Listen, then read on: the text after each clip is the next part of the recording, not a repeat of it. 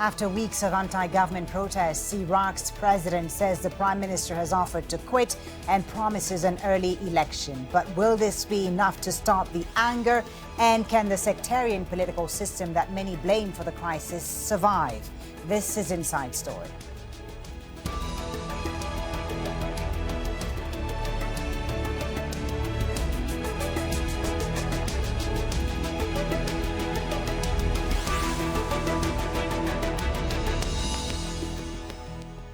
Hello and welcome to the program. I'm Foliba Thibault.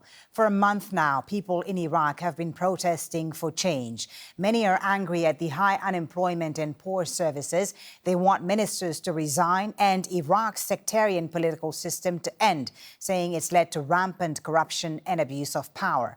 More than 200 protesters have been killed by security forces over the past several weeks.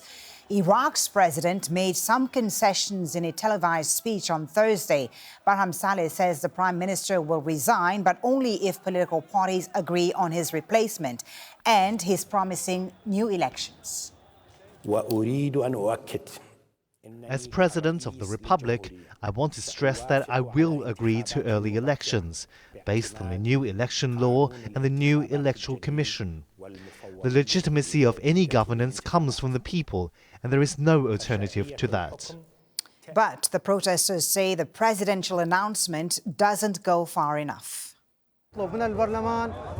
Since we are the authority now and the parliament and government are now expired, they should all resign and real reforms should be introduced that meet the aspirations of the Iraqi people.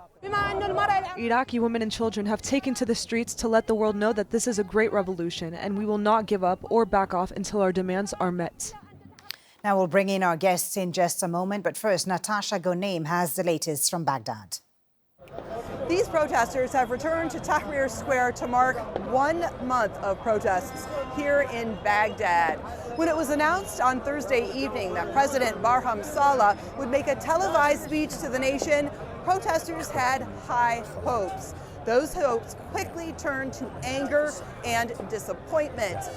President Saleh said that Prime Minister Adel Abdel Mahdi will step down, but not until a successor is named. No word on when that would happen and exactly who would select a successor. Saleh also said that elections would be held, but no time frame was given. He said those elections can't be held until a new election law is drafted and an electoral committee is formed. He says that next week the parliament will review a draft of a new election law. Protesters here called the speech a joke, a disappointment, and evidence that there is still a very wide divide between what they want and what the government is doing. Meanwhile, Amnesty International released a report saying that security forces in Baghdad have been deploying what they call military-grade tear gas grenades that are intended to kill, not disperse crowds. The report says that they are 10 times more potent than the typical tear gas canister, and they are being aimed at protesters' heads and bodies at close range. We have spoken to so many protesters who have wounds on their heads, arms, and legs. A spokesman for the Prime Minister says they have seen the Amnesty International report. It has been sent on to weapons experts, and they will make a statement when necessary. More than 250 people have been killed, more than 5,500 injured since these protests began on October 1st.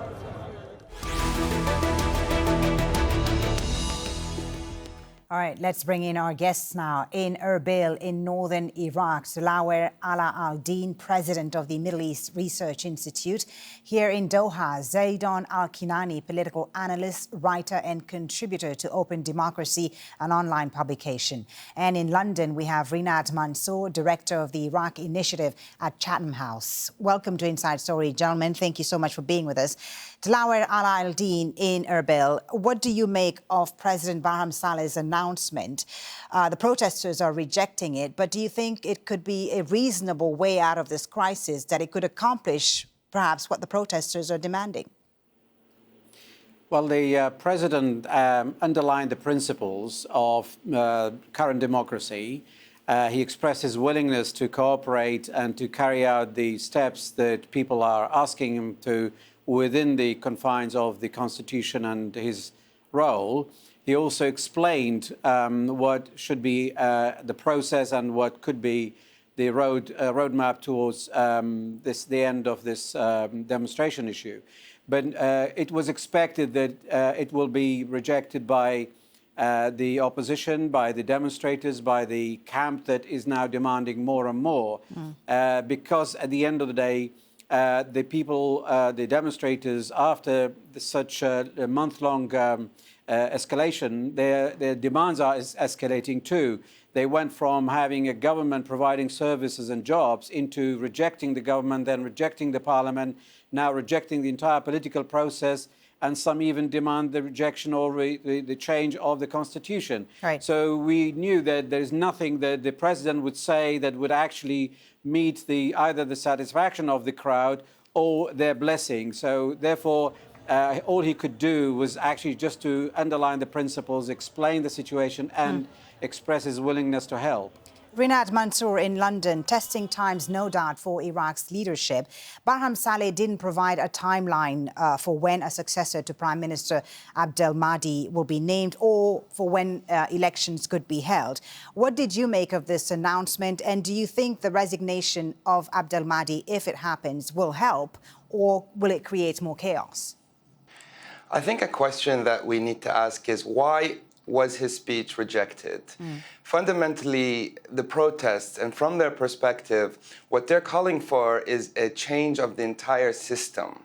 Now, when the president came out and gave a speech, he said, we could change the prime minister, we could have early elections, but only once we use the system to try and change it. So from the perspective of the street, Iraqis are saying, yet again, the same political elite will choose a new prime minister. That's not what we're demanding. I think they have been consistent for many years now that they're not against one certain leader or a certain political party, but they're against this entire system. Right. And the president's speech was still using the logic that the elite have tried to use for several years, which is to try and remedy the demands of the people by going back to elite bargains. And it just isn't cutting it more and more for many Iraqis. Changing the political system is indeed what many of the protesters have been demanding, and we'll get into that in just a moment.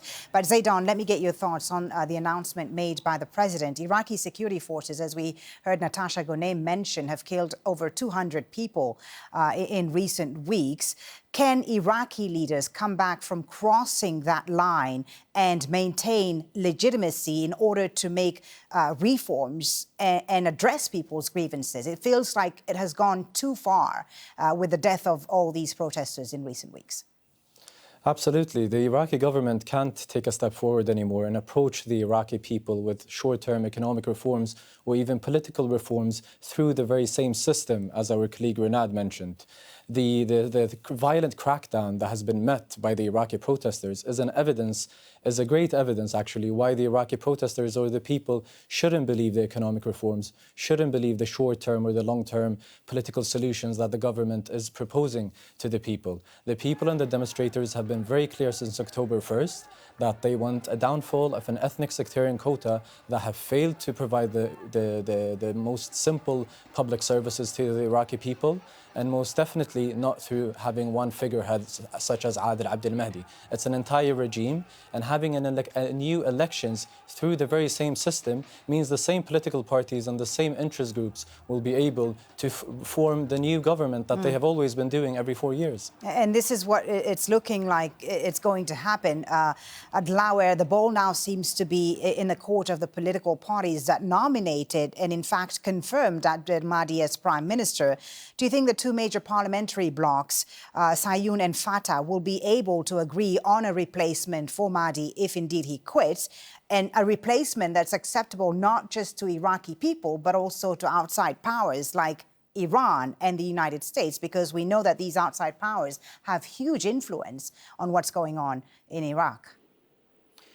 I think the first thing is for the power holders, people outside the parliament, those who have the blocks and the other tools to maneuver, they should come to some kind of agreement. And at the moment, the gap between them is too wide. And remember, they represent two different camps. And within each camp, there are too many actors. Those actors are not necessarily liaising, coordinating, or agreeing strategy. For example, the camp of the government and the power holders and the paramilitary forces, as well as Iran, pro-Iran group. All of these guys have got too many actors in there, but not necessarily united in their approach, except that they're united in preserving the government. Right. And inside the parliament, the factions that they have are actually waiting for the ultimate decision makers outside the parliament to make the decision. And on the other camp, the opposition camp, again, we see too many groups, and they do not have at the moment, the clarity to go ahead inside the parliament to agree a way forward. Otherwise, there are mechanisms within the parliament where they can trigger a process that could lead to legislation for reforming the election law and other laws, as well as nominating somebody and either withdrawing or giving confidence to any government. But at the moment in Iraqi parliament, we are not going by the book, having the majority, minority or factions that are able to solve problems, because conflicts are not solved inside Iraqi parliament. It has to be in other places like Najaf, like Tehran, like within the factions like Fatah leaders and the Sadrist leaders. So essentially every eye is on them. This is actually exactly why the government is unable to solve the problem or come up with any fast magical solutions. Neither the president nor the speaker of the parliament nor the government leader, the prime minister, they are just part of the system, right, except that they are not power. So at the moment we have a gap between the two camps that is not reconcilable so easily. A gap that's not reconcilable, you say, Dlawer. Rinad Mansour, as Dlawer said, too many actors, and Iran reportedly stepped in recently to prevent the ouster of Prime Minister Abdel Mahdi, even though Shia cleric Muqtada al-Sadr, whose bloc has the largest seats in the parliament, wanted Abdel Mahdi to resign. What does this say about the influence of these outside powers? And do you agree with Dlawer to a certain extent that it has to be these powers that intervene in a way to solve this crisis? So there's a bit of a contradiction between what the people are demanding and those that are looking to preserve the system and preserve the government. So Iran stepped in, and there seems to be a coalition of forces that want to keep this system and to keep the prime minister in place. That includes the paramilitary forces, but of course that also includes the Kurdish parties like the KDP, as well as Sunni parties. So what you really have is that kind of post-2003 order, which has been this order of agreement between Shia, Kurdish, and some Sunni groups continuing to maintain the system. Now, on the outside of that, you have, as you mentioned, someone like Muqtada al-Sadr and others, smaller opposition groups that are trying to challenge it. But they face an uphill battle, because at the moment he may have won the elections, but he doesn't have enough seats on his own to be able to have a mandate. And in fact, if the Kurdish parties, if the Sunni parties, and if the Shia parties all come back together as they did in 2003, they may be able to have the largest bloc and to kind of keep Muqtada away. Right. Well, let's take a closer look at Iraq's political system, because, as we mentioned, protesters have been calling for economic reform and also for an end to Iraq's quota-based power-sharing political system. After Saddam Hussein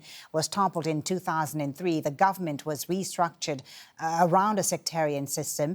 It was designed to empower people and parties of its three main communities, Shia, Sunni and Kurds. The prime minister comes from the Shia majority, the president is Kurdish, and the Speaker of Parliament is Sunni. But Parliament has also been divided along sectarian lines. In last year's election, Shia parties won the most seats, followed by Sunni and Kurdish blocs. Zaidan, the defining feature of these protests, I guess, is the fact that they were neither called for by a religious authority or another political leader. And I guess that says a lot about the way Iraqis view this political system that governs them, and they want to do away with it. But can they do away with this system, especially when you consider that it has helped to a certain extent reduce sectarian violence in Iraq? Well, first and foremost, we have to look at the sectarian notion that we're looking at into the Iraqi parliament. When we talk about post-sectarian Iraq, we don't mean post-sectarianism in the most ideological or societal way.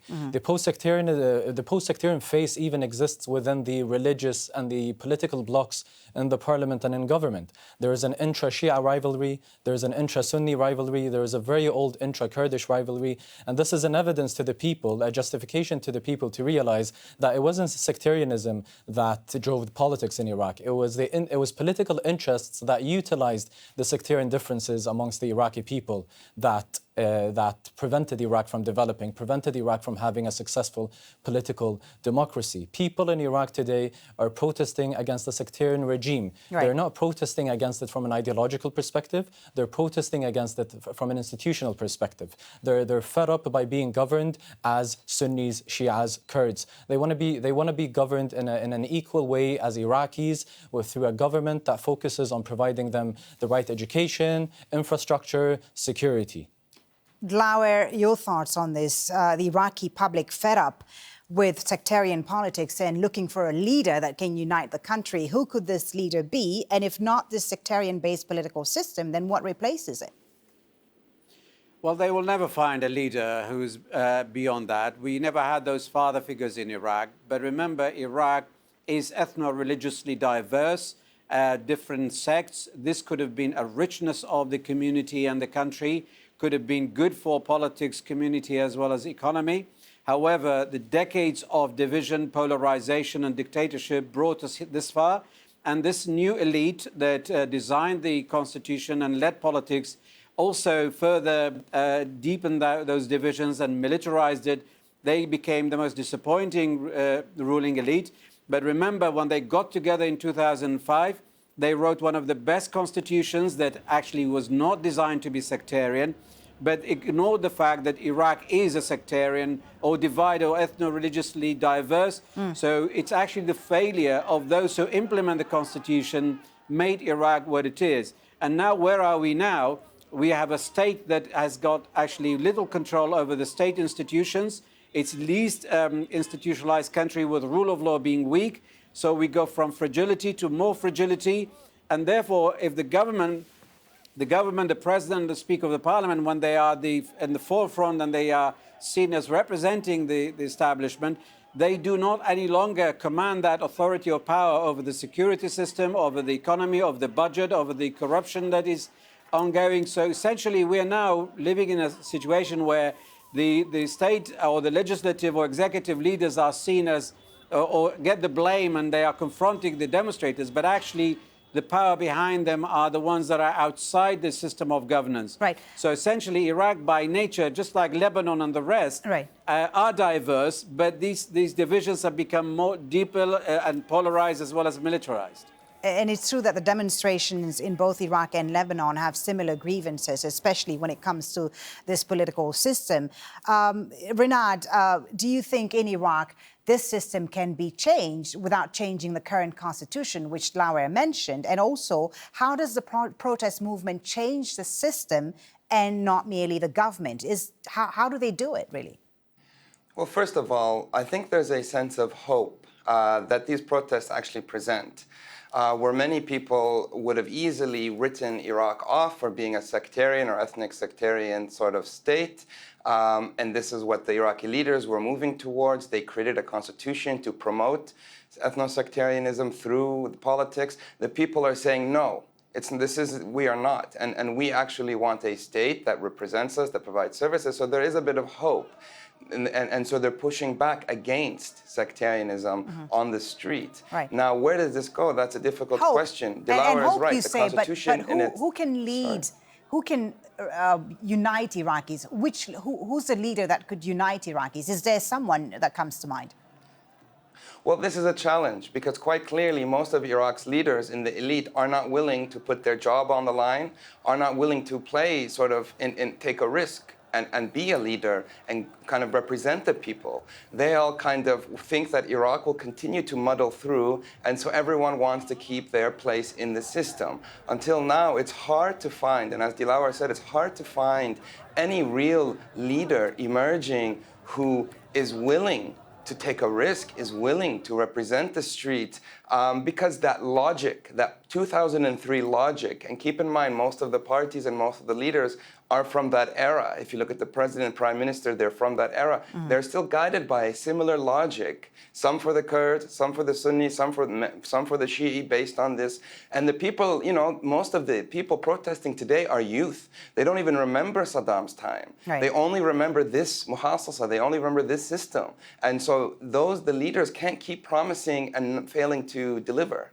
Zaidan, your thoughts on this? Can the current status quo be maintained? And, if there is going to be a change to the political system in Iraq, what needs to happen in order for that to be achieved? Well, first and foremost, we need a transitional government that is led by the intellectual elite that could be involved or welcomed by the protesters. Focusing on having a leadership or a political organization that would represent the protesters in the early stages of the protest movement can be a very dangerous thing to the movement in itself, because the movement has been trying to prove itself that it's not politicized, it's not represented by any regional power players by any interest groups. So trying to seek a structure that would define their leaders, that would define their representation, can actually make them fall into the trap or being accused by the government that they are already a group that carries its own political agenda by different political parties. So I think we should focus on how the protest movement can achieve the first steps, which would be changing the system, getting a transitional government that would exist in a temporary period to ensure that the constitution can be rewritten. Transitional government, Zaidan, that you talk about, and this intellectual elite that you talk about, will it be accepted by the outside powers who, again, have such huge influence on Iraqi politics? Or not just Iran, because we've talked about Iran, but also the United States, of course.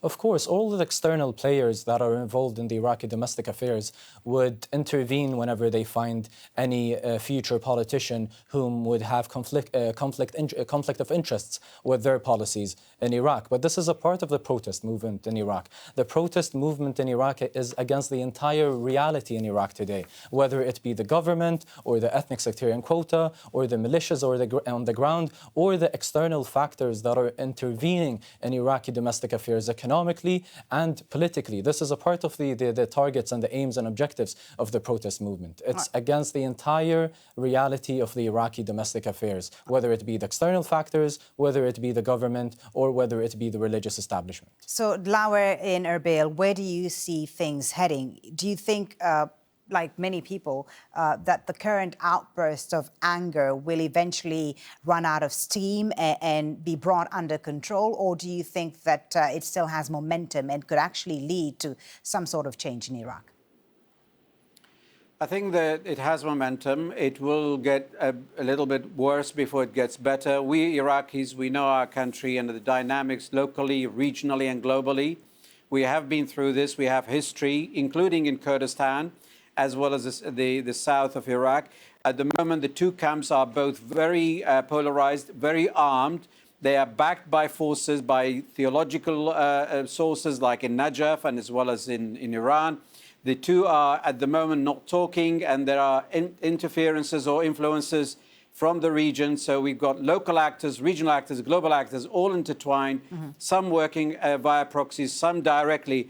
This is actually a recipe for getting into kind of descending into more chaos and more violence. However, there is a way out. This could lead to a milestone in changing the system of governance, changing the mentality, and possibly agreeing a new era. But at the moment, we're at the peak of it. We're nowhere near the end of it. It has not ended yet. Okay. But I'm hopeful that there are efforts at the moment to prevent that level of violence, and very much we hope that it will never get there. All right, Rinat Mansour, I'll give you the last word. Are you as hopeful as Dlawar, and where do you see this protest movement heading? Sadly, as I sort of see what's happening, as I speak to different protesters, it's hard to be hopeful. I mean, as I say, there is hope in some of the messaging and the changing of the post-2003 narratives. But what you see are that if the elite are unable to use the promise of reform to try and quell protests, some of them are willing to use violence. And some of them are willing to work with external actors to maintain the system. So it's really hard to see sort of the system moving in a positive way when a good majority of the elite are quite willing to use violence, to use external intervention to stop the people from having a voice. Thank you so much. We'll leave it there, gentlemen. Thank you for a very interesting discussion. Dlawar Ala al-Din, Zaidan al-Kinani and Rinat Mansour. And thank you as well for watching. You can always watch this program again anytime by visiting our website at aljazeera.com. For further discussion, go to our Facebook page. That's facebook.com/AJ Inside Story. You can, of course, also join the conversation on Twitter. Our handle is at AJ Inside Story. From me, Foliba Thibault, and the whole team, thank you for watching. Bye for now.